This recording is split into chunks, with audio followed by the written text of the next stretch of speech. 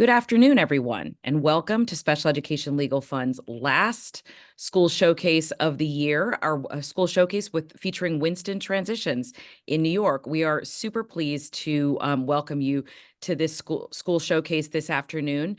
The Winston Preparatory School Network has been an important partner of Special Education Legal Funds since really before our founding, and we're really thrilled and excited to showcase the Transitions program today. So welcome, everyone. Before we begin, I'd like to share a little bit for those of you who aren't familiar with us.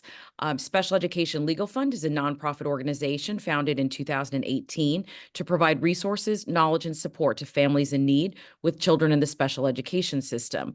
We do this principally through two grants programs, the Legal Assistance Program and the Advocacy Support Program. The Legal Assistance Program provides parents in need with a grant of up to $6,000 to be applied to a qualified special education attorney. The Advocacy Support Program provides families in need with up to $1,000 in support from a qualified non-attorney special education advocate. We are currently accepting applications for a few more days for the last grant cycle of the year, our June grant cycle. We will close that cycle on June 15th, and we will remain closed for the rest of the summer and reopening again in September. If you have questions or would like to start the process for either one of these programs, please visit our website at www.spedlegalfund.org and click on the button that says Apply for Grant. And that will send you to the page to begin the pre-screening process. Or you can click on, or you can scan this QR code, and that will bring you directly to the website. Like I said, I'm super pleased to welcome Jeremy Antar and Lauren Kellner from Winston Transitions in New York to talk about this incredibly special program. It's been a few years since I visited Winston Transitions in New York, so I'm actually really excited to have this opportunity as well. Jeremy has been a part of the Winston team for about 10 years now, after having received degree from the University of Michigan, and working in a variety of roles for the Epilepsy Foundation, where he was able to participate in both individual and group psychotherapy for individuals with developmental disabilities and other medical conditions. We're really, really thrilled to have Jeremy join us for this program because, I think given his broad base of knowledge, support, and experience, particularly prior to becoming head of school, he was both the dean of Winston Transitions and supervised the one-to-one focus program. I'm really excited to have him talk about Winston Transitions today. So welcome, Jeremy. Thank you. And next, I'd like to welcome Lauren Kellner. Lauren is the assistant head of Winston Transitions in New York, as well as the director of admissions. Lauren is a teacher by training, by education. Received a master's from Columbia, from my alma mater, in English, and began teaching her, really in the thick of it, actually, in the New York City school system, in the at the middle school level, I think is where it was. This is your, what year as an educator? I've stopped counting. And she's been with Transitions for 8 years, first focusing on literacy and writing, and then moving into admissions and other issues in the spring of 2020. She's been assistant head of school for the past 4 years, and we're really excited to have her talk about all aspects of Winston Transitions. So welcome, Lauren. Yeah. Because this wouldn't be a webinar without a disclaimer, here we go. This webinar panel is presented for informational purposes only. This webinar is intended as a resource for families who are navigating the special education system in Connecticut or New York, and is not intended to provide legal support, advice, or assistance to any particular individual, nor is it intended to replace the advice and counsel of a qualified special education attorney. This webinar should not be construed as an endorsement by Special Education Legal Fund or any of its representatives of any of the participating attorneys, educators, or professionals in the panel. For webinar participants, this panel should be viewed as a public forum. Please do not ask questions via the Zoom platform. either in the Q&A or the chat, about your child or your child's legal or educational situation. Please refrain from any comments that include identifiable information about your child, including name, grade, school, or school district. Please remember that your screen name is visible to the participants in this panel, as well as other panelists and Special Education Legal Fund. This webinar is being recorded and may be distributed or shown at a later date at the discretion of Special Education Legal Fund. Before we begin, I'd just like to show a quick video so that everyone can get a feel for, your incredibly special campus.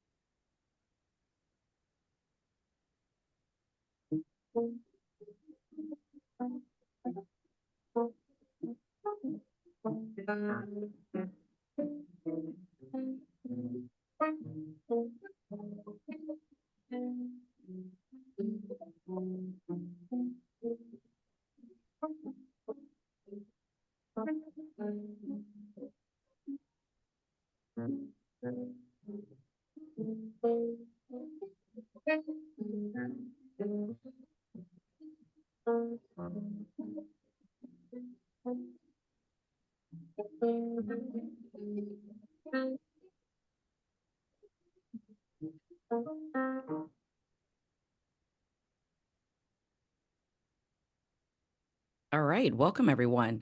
I'm so pleased to be able to share that little tidbit. I forgot about like the makerspace and all that, so maybe we'll take some time to chat about that later on in the presentation. Lauren, Jeremy, can you both talk about your path and how that led you to Winston Transitions? We talked a little bit about it in your in the intro, but love to hear it from from your point of view. Yeah. Lauren, go ahead. Oh, sure. Okay. So, yes, as was mentioned, I began my career as a middle school ELA teacher in the DOE, and was at the middle school level for 6 years.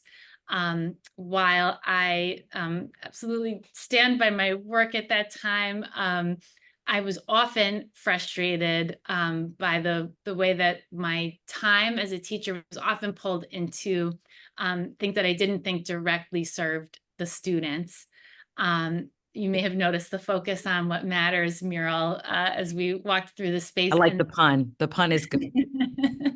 That through the the focus program offices, but being able to focus on what matters has ultimately been what has kept me at Transitions for all these years. I felt that as I started as a teacher, that my time was, I was able to devote 100% of my time and energy to the planning and problem solving around meeting the needs of my students as individuals, and then moving into leadership, the professional development as well. I think in contrast to my prior experiences, professional development provided through Winston Prep, again, really hits on those research-based, evidence-based strategies, and then directly tying them to the individuals that you're going to have in front of you again the following day.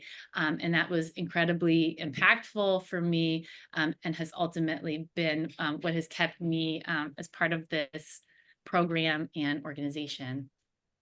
Wonderful. Jeremy?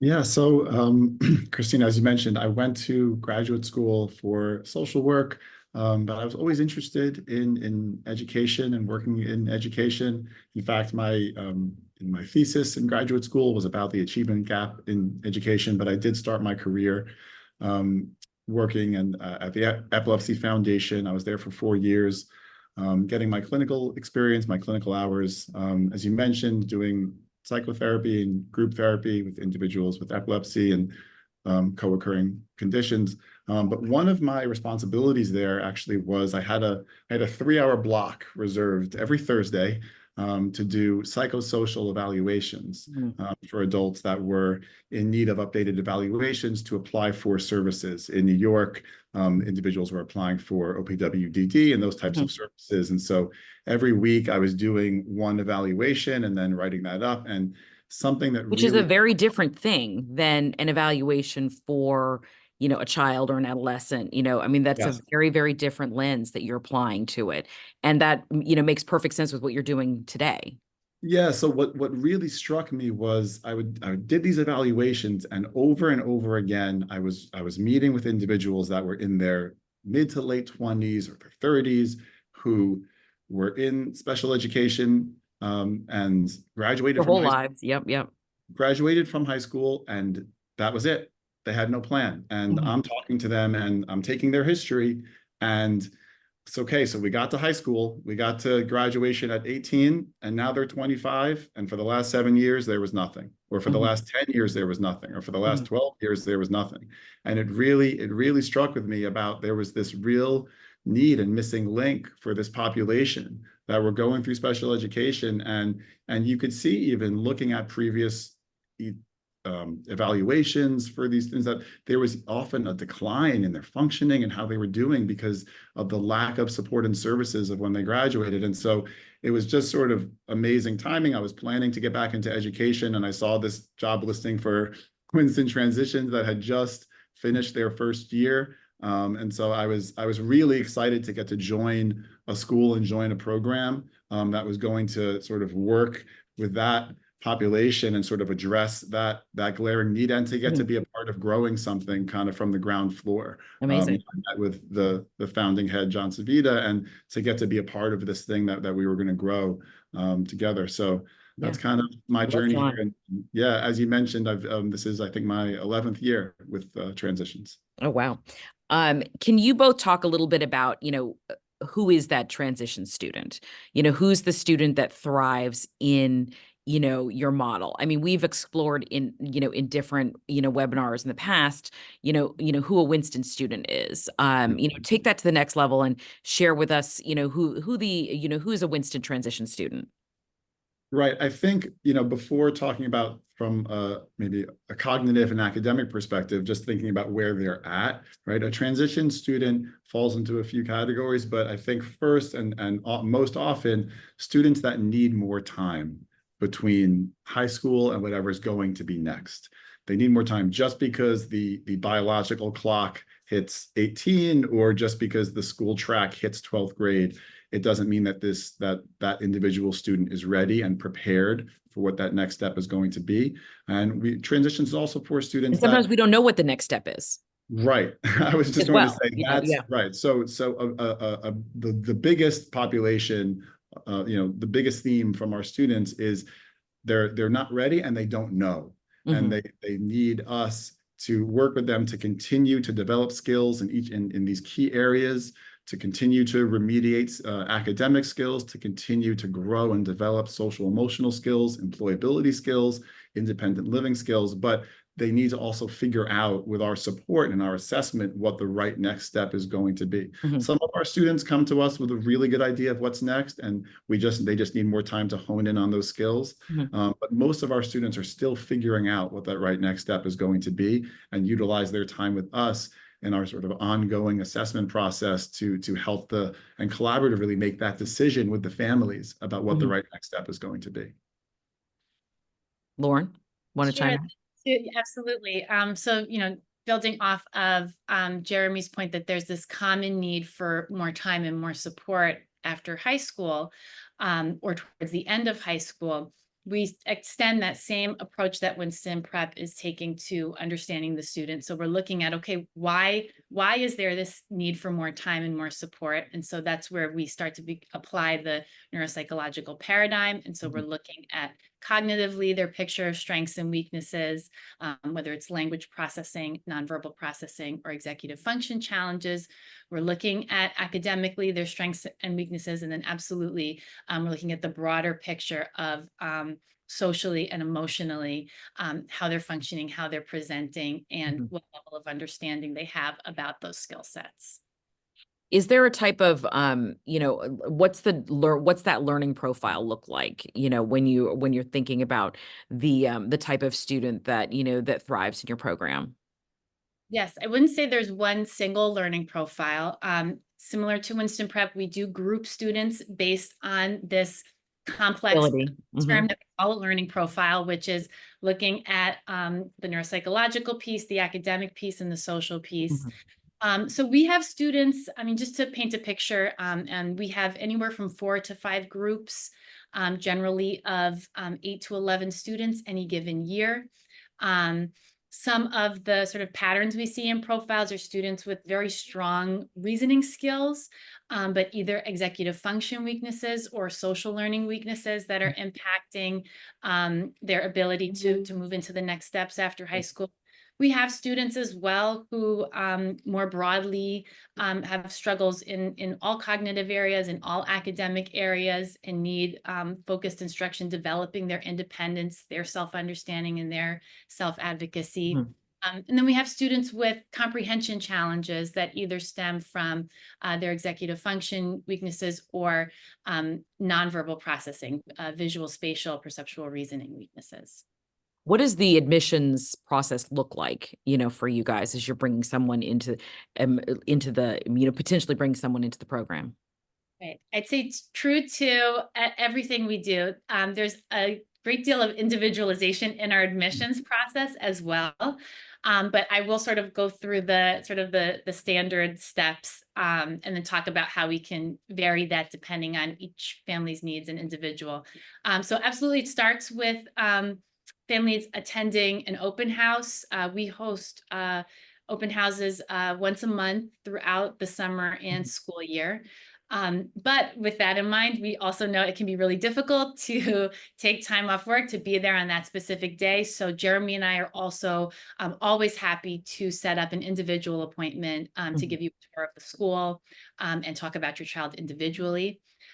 After the open house, there is often a follow-up individualized conversation with you as a parent, because sometimes that's limited during the open houses. The application process is all online. It includes an application form and fee, a recent neuropsych.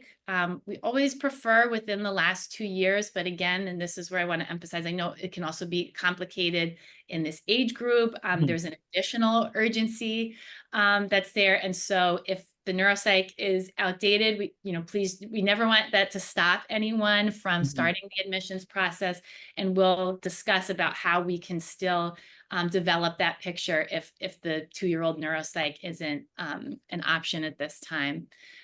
We'll take a look at IEPs if they're available, teacher recommendations. We do ask for a parent statement, which can be very valuable to us as well.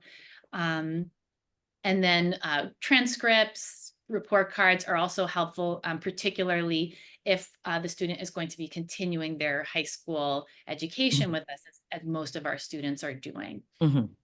Once we And that's the case regardless of whether the student has, has received a high school diploma or not. You want to look at all that. Yes, Mhm. yes, we take students in for quote unquote 13th or 14th grade. For many of our students, they're continuing their high school education Sure. past 12th grade. Mhm. Once we have all the application documents in, we'll take a week or two to look over everything, and then we will reach out to schedule a visit and interview. And again, there's a tremendous amount of individualization that goes into planning to the visit.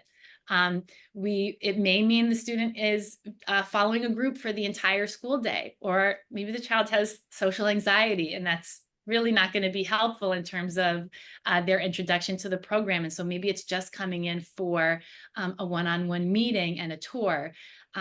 There's a question of if assessments are appropriate, and I may do some additional assessments as part of developing our understanding of the student. So that's all information we would want to discuss with the family before scheduling the visit. Mhm. Sometimes motivation for the program is a big concern, getting the students buy-in. Mhm.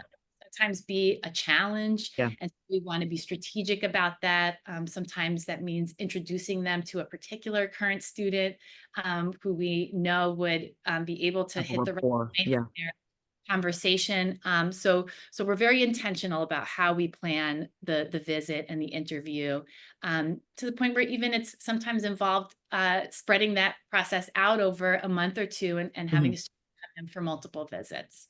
All of that is within the scope of the admissions The process. admissions process. Christine, I Um, also wanted just to jump Yeah. in real quick. What Lauren mentioned, I think something we really are acutely aware of and sensitive to is that for a lot of students, taking a different path, not just going from 4 years of high school right into college, is very sensitive and can be really Absolutely. challenging. And I Mhm. think that's something that we are really experienced in working with and being really respectful of, and understanding that that's a process Yeah. for the students, and that's part of the admissions process, and carrying all the way through to when students start here, and really coming at it from an angle of trying to empower the students to feel good about the fact that they're taking the right Mhm. path for them. Yeah. But it's really challenging because directly or indirectly, it's sort of been fed to them that Yeah. what I'm supposed to Normalizing the do, idea that like our right, path what I'm is supposed to do is bad. Yeah, go to high school and then go right to college. absolutely. Doing something different can feel like they're not doing something right, or they're Or failing they in some failed way. in some way. Absolutely. Right, Absolutely. right. And so, it's that conversation becomes a little bit easier once they're here, because then Mhm. instead of thinking,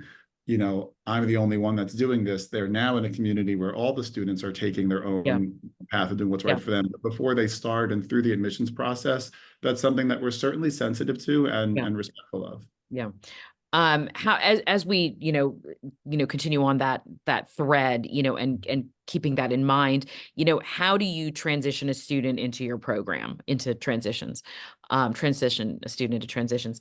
How do you make, integrate them into the community? How do you integrate the parents into the community? How do you create an individualized program for a student? Can you talk about a little bit about that? Yeah, absolutely. That's like three So different questions, but yeah. whatever. From the admissions process, I mean, I think in the very beginning of the year, in the groups, we do a lot of work around team building and community building in the very beginning of the year, in these small groups, really emphasizing the values and the social responsibility. That's one of the qualities that we really promote, and are teaching our students from the beginning of the year. I think also on an individual level, as I'm sure we'll talk about, we have our focus program, which every student in the school has a designated focus teacher who really is that student's go-to, right? It's really important to us that every student has, despite wonderful relationships with every member of our team, they have that person that's their go-to, that one-on-one Yeah. person. And so I think we also know from the admissions process, what the initial goals are going to be, just to start the year, what any obstacles are going to be. And so in focus, there's a lot of work and collaboration with the family on, again, if students are eager to fit in socially, if they might need a little more time to adjust, Mhm. that's something that's worked a lot of times through the focus curriculum. But something we often do is begin to match students with potential, friends, or start to initiate that process for students who are interested. And that could happen through focus, where two focus teachers collaborate with students and meet Yeah. as a small group and begin to facilitate some initial friendship or just some, peer work individually in really small groups. So that's something that we do. And we also encourage socialization after school. We have enrichment clubs that start a few weeks into the year that are opportunities for students to hang out after school and socialize with each other. It's really a fun setting. There's not an emphasis on work at the end of the day. It's things like board game club or karaoke and things like that, which really helps to foster that sense of Designed to community. have make the connection between Yeah, students. Yeah. yeah. I mean, I think, just for parents, I mean, I have experience in the Winston program myself, as my son was a student at, at the Connecticut campus for a number of years. I sort of think about the focus teacher or the focus instructor as, sort of a general contractor, in the, they have principal contact with the family. But they're also, sort of on the ground level, working with the student on a daily basis on, a variety, whatever the thing might be, because the Right. thing can change, and does change very often for the students. So I think that's a great example of the way in which you personalize and individualize the program for the for the student. I'd like to delve into a little bit about, I think we've touched on how, what you have in common a little bit with the core Winston methodology. Mhm. How, how are you a little bit different, and and how do you take what Winston does, and into this this particular group of learners and this particular experience, which is quite unique. Right. Yeah, so we take the same pride and expertise in our clinical understanding of the students and our understanding of best practices for working with students with learning disorders. I think the most stark difference is our internship program, that students are working at an internship 1 to 2 days a week. Mhm. And the difference is also the practical application of all that they're learning here, that everything is really geared more towards preparing the students for adult life, preparing them for the next step. So while we're continuing that academic readiness, our academic classes, as Lauren could speak more about, are really geared towards utilizing these skills, utilizing this knowledge in the real world. Mhm. And so there's a real emphasis on that. And that's along with the social emotional work that we do with our students, that is getting them ready for the real world, right? I mean, this is an age where for neurotypical students, it's a very anxiety inducing time. It's a very stressful time Absolutely, thinking yeah. about next steps, going to college. And so really empowering the students to develop skills to be able to embrace that, to be Mhm. resilient through those challenges, to not, engage with habits that like avoidance and things like that. That's always coming up as we're working with the students and making those plans. So I think, again, our internship program, but also the practical application of everything that we're teaching for how it's going to apply to Mhm. their real lives. No, I love that. And I think, I mean, you work on a lot of, I don't want to call them soft skills because I think that undervalues what they are. But, obviously the move from high school to whatever comes next involves the use and the development of a lot of those skills that aren't necessarily something that come from, sitting in algebra class or, in pre-college math or whatever it is. So I think that's great. I remember I sat in on a class where the students were making appointments, and I thought that was super, I mean, like it's very incredibly helpful. And, and something that, you wouldn't necessarily, I mean, that's a soft skill, that's something that you wouldn't necessarily know how to do, even if you were a neurotypical child. So, I love that. Can you, you've touched on the internship program. Can you talk a little bit about, you have three sort of different, approaches which allow you to be flexible for different students, what their needs are, and kind of where they are in the post high school process. Can you talk a little bit about that? Sure, sure. So, we started our program as a full-time program Yeah. for most of our students as an extension to their high school education and as part of their free and appropriate public Mhm. education. And what did that look like? Just to, just Right. to So provide. that full-time model means students are in classes 3 to 4 days a week, out working at an internship 1 to 2 days a week. I say 3 to 4, 1 to 2, because again, we're individualizing and thinking about what's going to make the most sense for that individual student. Um, Classes, there are 6 classes that students take each day, math and English language arts.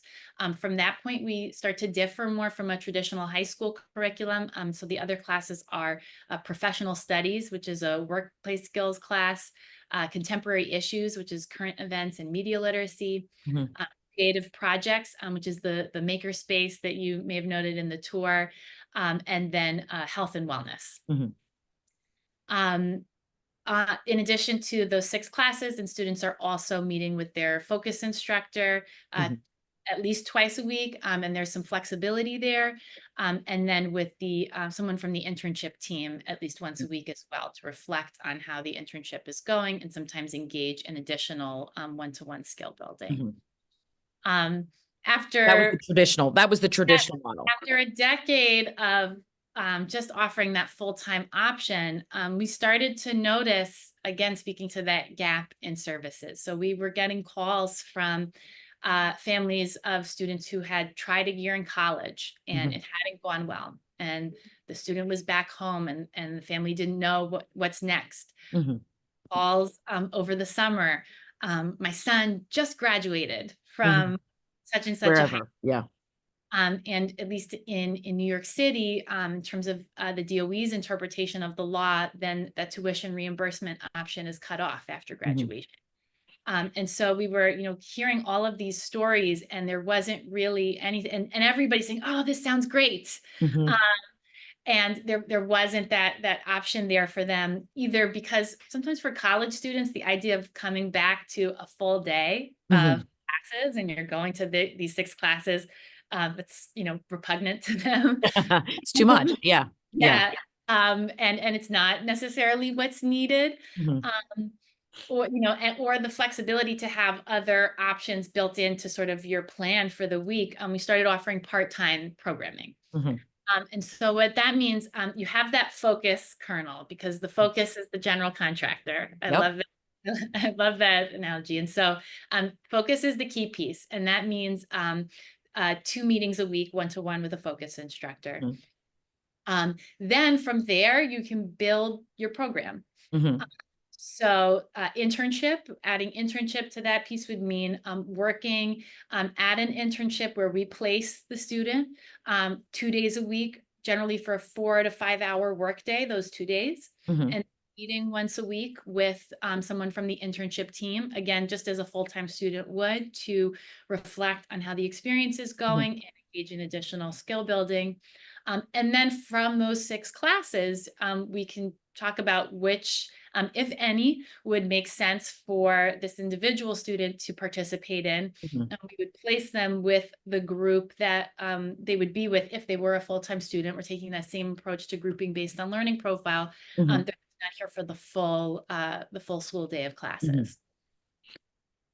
Can you talk a little bit about the internships? I'm curious to, get an update. It's, as I said, it's been a little while since since I visited, but I remember, there were various, internships with DJs and with, environmental services firms and, just curious as to, those different opportunities and, how you source those for your kids.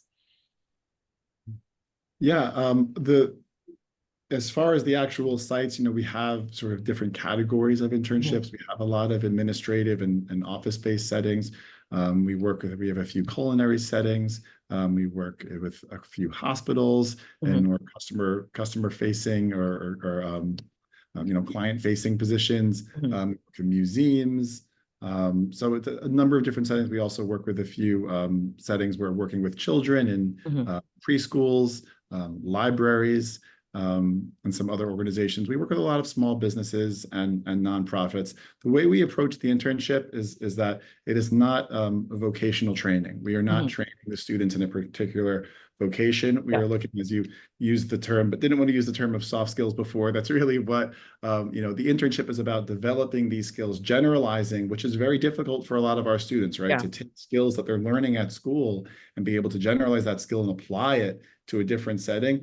The internship is an opportunity to develop and practice and get those repetitions in a different setting in the workplace. And we really try to match students based on what are the areas that they are going to need to develop, what are the areas that they get to practice at this setting. So for example, students that would really benefit from socialization and social communication skills practice would benefit from an opportunity where they're going to be getting to do a lot of socializing, or students that really are practicing problem-solving skills. Sometimes that's a great fit for one of our culinary internships, where there's going to be a lot of problem-solving on their feet, thinking throughout the day. We really look at, the sort of beautiful process that plays out with our internship is students are at their internship, they're having a challenge with something, they're back at school the next day. They meet with someone from the internship team and they make a plan. They develop a strategy that they're going to take with them and apply the following day when they're back at the internship, right? Taking a strategic approach. That's something that's really important that we teach and emphasize in everything that we do, but it applies to the internship, right? It's not, I'm having a hard time at my internship. It's not just try harder, right? It's I need to develop a strategy to help myself here. And oftentimes someone from the internship team will then accompany them for the first, hour after they've had a hard time, to see them apply that new strategy in the workplace. But it's really about getting those reps and being able to figure out, it's one thing to say to our students, this is what you should do if your supervisor's on the phone and you have a question, but it's another thing for them to live that and practice that. Practice receiving feedback in the workplace and utilizing that. That's really difficult for a lot of our students. Don't call your supervisor at all hours of the day, with random questions, various things, Right. And we see a lot of growth, and really, for a lot of our students, they've had challenges in school from an earlier age. And one of the great benefits of the internship program is we see a lot of growth in confidence and self-esteem throughout the year, feeling good about the fact that they're going into this real workplace and they're a part of something and they're having that success. So that's sort of a secondary or tertiary benefit, but it's a really significant one. Can you talk a little bit about the internship team? Obviously we talked about focus, and what the focus instructors do. And you've touched a little bit on the internship team member. Just tell me a little bit about the internship team and what they do, what they're like, what their role is. Do you have one that's specifically assigned to the student? How does that work? Yeah, right now we have two members of the internship team. They meet with the students every week to students fill out a reflection form about how their shifts went that week at the internship. But everything is very broken down and strategic for our students. So those meetings are very goal and task oriented to what they're working on and what they're learning. Developing self-awareness and self-reflection is a key goal for a lot of our students. We really want and it's a key part of the Winston program as well. Yes, we want all of our students qualities of a sustainable, independent learner or whatever. Thank you. Right. And we want all of our students to leave here with a better understanding of themselves than when they got here, right? So having those meetings each week with the internship team when they're at school to reflect on their experience and what they're doing there and what their responsibilities are. So the internship team also does visits at least once a semester at the actual site and spends a day with each student, or again, more as needed. It's very individualized. And there's consistent communication on a weekly basis with every internship site provided. That's wonderful. Where do your kids come from? How do they get to you? Tell me a little bit about, we've talked about the day, the different programs.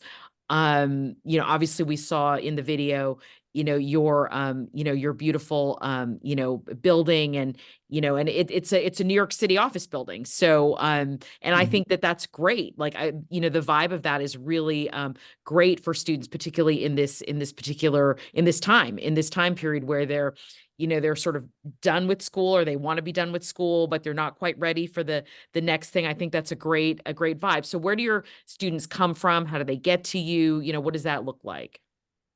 Yes, absolutely. We started in the Winston Prep New York school building, and it Mhm. was very intentional, not purely for space needs, but that we wanted to be in an office setting where the space was also clearly sending the message that Yeah. you are an adult and This this is is. not a school necessarily, in what you're thinking. Yes. Mhm. So, I mean, we started with the majority or even close to half of our students coming from Winston Prep post their 12th grade year, but that has certainly shifted in, I'd say, the last 5 years. So we're now seeing a small percentage of our students coming from Winston Prep, many students coming from the other either approved or independent special education schools Mhm. around the city in the tri-state area.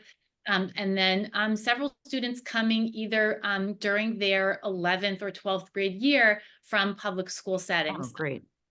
from ICT placements, Yeah. sometimes 12-1, and in New York City, sometimes District 75. Hmm.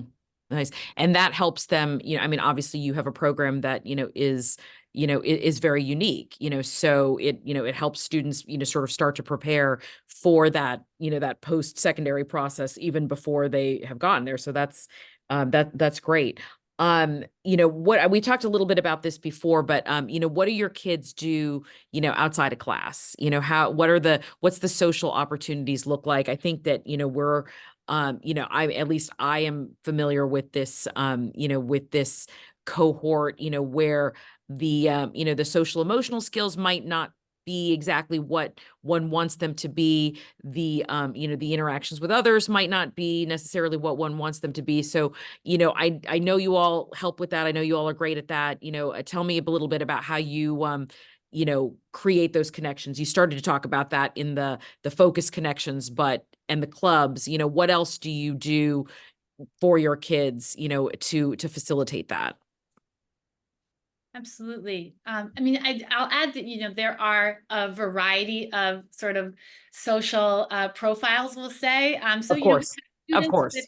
with robust networks from previous schools or their Sure. communities. And then we do have students where they really need that explicit support and direction. Hmm. So I'll talk about that piece, how we support students in developing their lives outside of the school day when that support is really needed. Hmm. So in terms of social skills and friendship development, we do teach students the levels of friendship, the levels of intimacy, and the actions an individual takes to move from sort of one level to the next, from Yeah. an acquaintance to having shared experiences in, the school setting, Hmm. to then, and this is where focus comes in, and to your question, making plans for Yeah. outside school. Yeah. Um, and that's a big part of the focus curriculum for many of our students. Hmm. So it's first identifying those potential friendships in the program, often having group focus meetings with that student,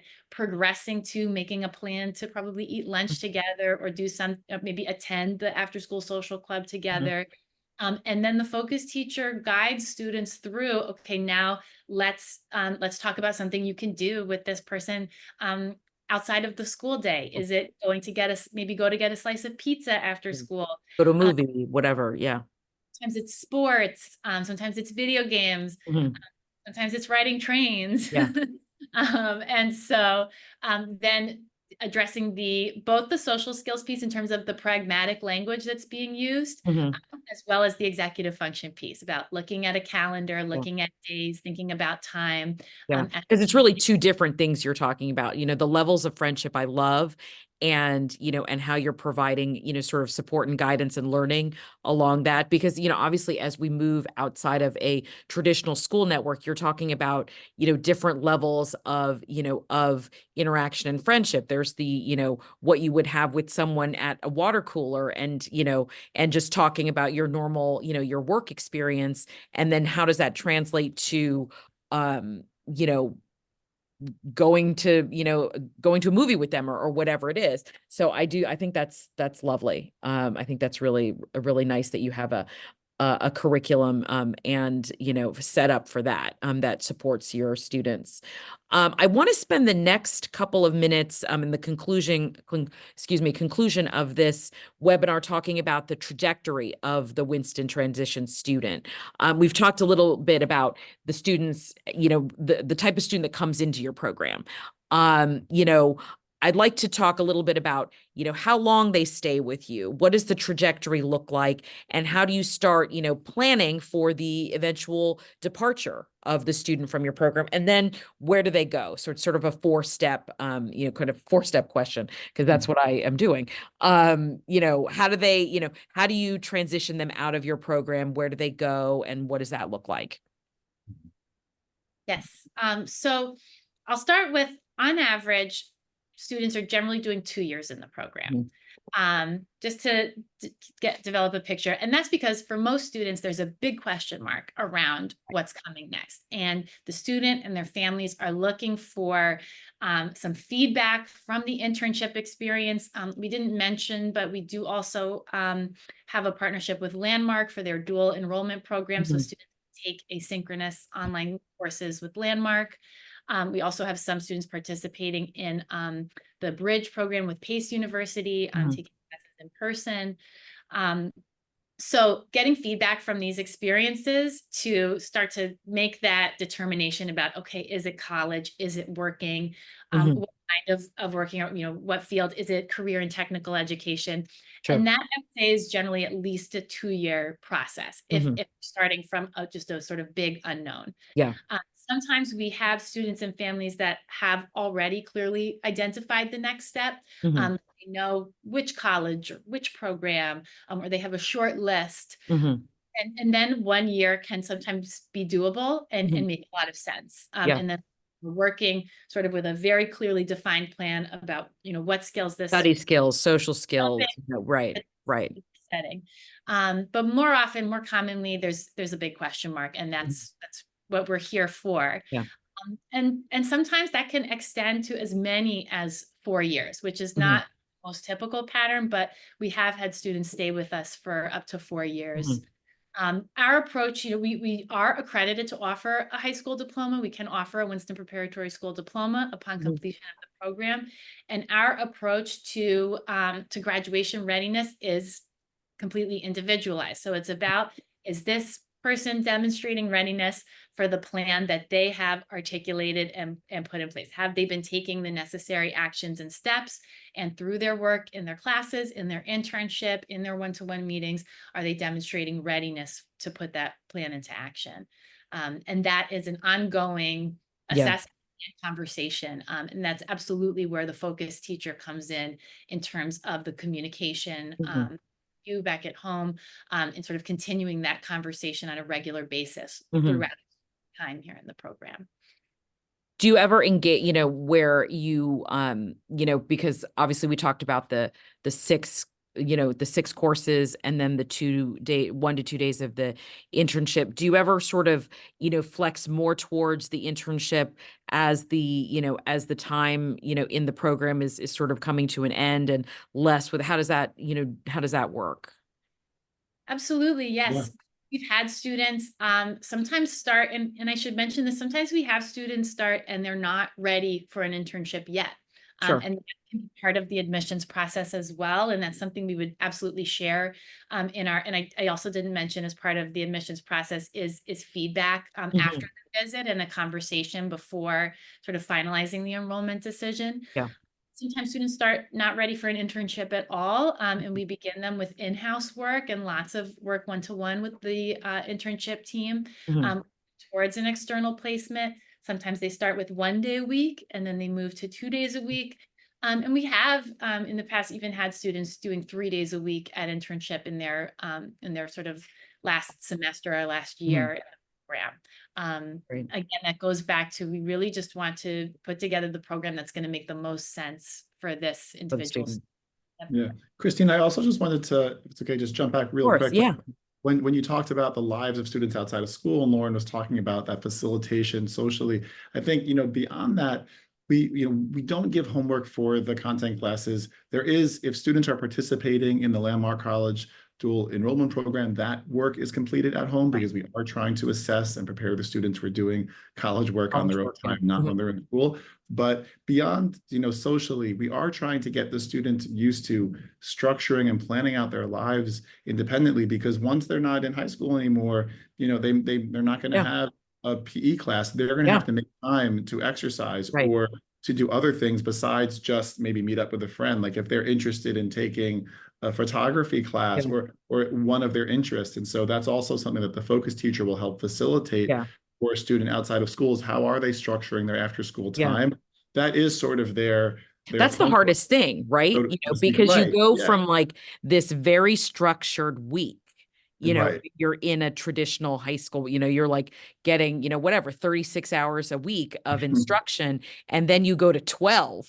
And it's Right. very hard to, there's no middle ground where it's like there's 12 and then you're playing video games for the other 20 hours a week. Right. So yeah, so Yeah. something, yeah. And so in addition to the executive functioning aspect of that, there is also the emotional aspect of that, right? There's the avoidance of those things. But Yeah. something that's not uncommon for someone to do in focus is make a plan with their focus teacher to go to the gym or join an exercise class or do something after school. And again, really empower them to feel autonomous in creating that structure in their lives once it's Yeah. no longer going to be just provided for them. by the Yeah. school, right? And Yeah.